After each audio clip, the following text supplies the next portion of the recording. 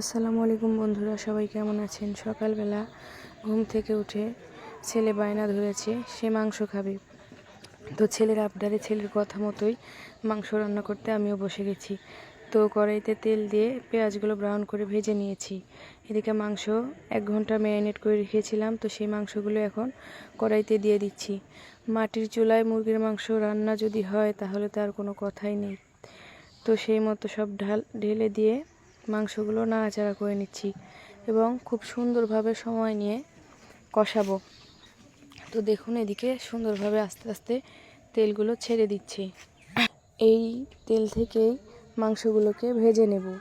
আরও তেল ছাড়বে, পানি ছাড়বে, এতে সুন্দরভাবে কষিয়ে এবং একবারে ভাজা ভাজা করে তারপর ঝোল দেব।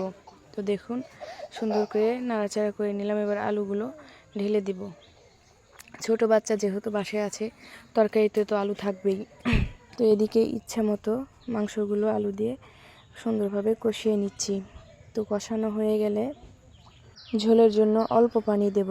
আমি যেহেতু খুব বেশি ঝোল রাখতে চাচ্ছি না, মানে একটু গাঢ় গাঢ় হবে তরকারিটা, এই আর কি। তো ঢাকনাগুলো দিচ্ছি যতক্ষণ না পানিগুলো শুকিয়ে যাচ্ছে বা তেলগুলো যতক্ষণ না শুকিয়ে যাচ্ছে। তো দেখুন, আমার তেলগুলো শুকিয়ে গেছে। এবার আমি পানি দিয়ে দিব, খুব সামান্য পানি দেব। পানি দিয়ে একটু নাড়াচাড়া করে 2-1টা বলক তুলেই মনে করেন যে রেখে দেব। তো সুন্দর করে একটু পানিগুলো মিশিয়ে নিলাম। এদিকে বলকের জন্য এখন একটু অপেক্ষা করব। তো পানি মনে হচ্ছিল একটু কম হয়ে গেছে, তো আর একটু অল্প করে দিয়ে দিলাম। তো এবার বলক আসা পর্যন্ত অপেক্ষা করব।